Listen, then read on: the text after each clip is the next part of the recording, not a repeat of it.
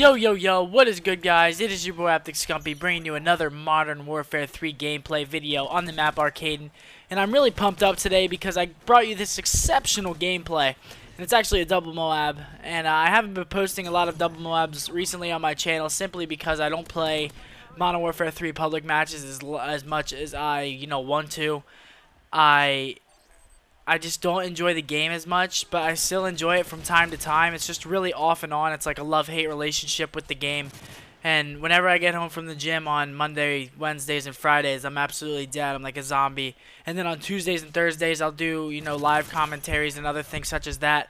But after I get done with them, I usually like to get off and play games that are a lot less stressful on me and games that I can just enjoy a lot more and play with my teammates or other friends, games such as League of Legends, Counter-Strike, and other games like that.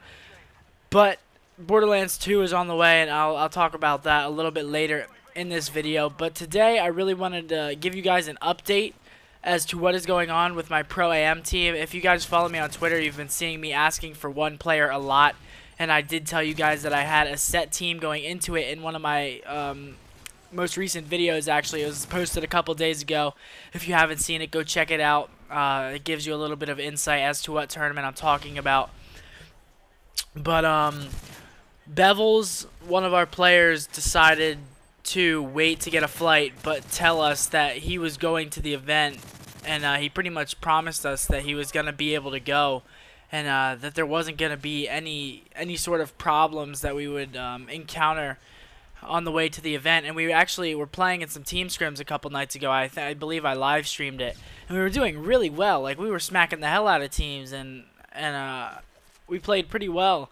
And I was excited because after every single map, it seemed like we were just increasing in skill and in chemistry just a little bit more and a little bit more, just inching forward to that final product that I wanted to be going into the tournament. But now He didn't get a flight was what happened. He waited until the last second to get a flight, and then the flight that he was going to get got canceled because his mom was on her way home and he was getting it whenever she got home or something, and it was like 15 minutes and it got canceled. I don't know. That was what he told us, and that's what he told everybody else on Twitter, maybe to save his own skin or just to or maybe he was telling the truth. I don't know. I'm not here to disrespect the guy. I mean, he is a GB player, and GB players I'm a little bit on the fence about already, about picking up and giving the opportunity to travel for reasons such as this, because it has happened to me in the past before.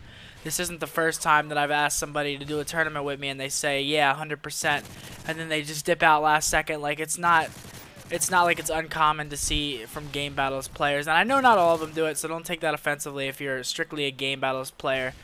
I know that a lot of people are reliable. There are just a couple that, will snake and just be sneaky just to try and save their own backs. But, yeah, so now we picked up Embolic, and I actually played against him at the not the ProAm, but the NJ Halo about a month ago. It was held at the same venue that this one is being held at this weekend, September 8th. Yeah.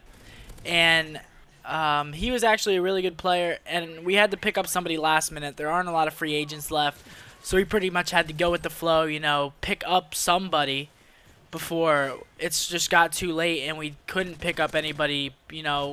I wasn't going to be picking up somebody the day of the event.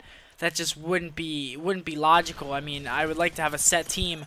Obviously, going to the event, I don't want to show up to the venue and be asking people around if they want to team with me. Like, that is just so unreliable and so uncharacteristic that I couldn't help but do that. So if I wouldn't have gotten a player today, I honestly don't know what I would have done. At least a player that I would have felt comfortable with. I don't know what I would have done. I don't know if it's worth the 3.5-hour drive to go over there and, try and find somebody and not even be 100% sure if we're going to be able to compete in the tournament. But no worries, we did find someone in Embolic, and I'm really excited. I think we still have a pretty good chance of winning it, even though we don't have the practice that I would like. I'm sure that we'll figure it out while we're there. Hopefully we don't get too hard of a first round, so we can sort of, put everything together and try and pick up some strats or something before it starts off and we start playing the really good teams that are there. Because there are a couple stacked teams that just picked up players that are like not even supposed to be amateurs. They should have been considered pros, but they picked them up, and it's pretty bullshit because they're probably going to win. But we're going to go in there and give it our all. But I want to talk about Borderlands 2 because I played the hell out of Borderlands 1, and that was actually a game that me and my friend, one of my friends from school, could sit down and play that game for hours, and we would just chill out. We got the expansion pack, and that's whenever we just sort of stopped doing it. It was like the zombie expansion pack or something like that, and then there was another one after that, and I lost interest in the game. I usually do with massive multiplayer online games, but that one really wasn't. It was more of a single player walk through the campaign, but you're also leveling up at the same time. I'm not sure what genre of game that would fall into, but if you guys are, you know, craving something before the release of Black Ops 2, something that's different and unique and something that has a lot of playthrough and a long life to it, I would definitely suggest picking up Borderlands 2.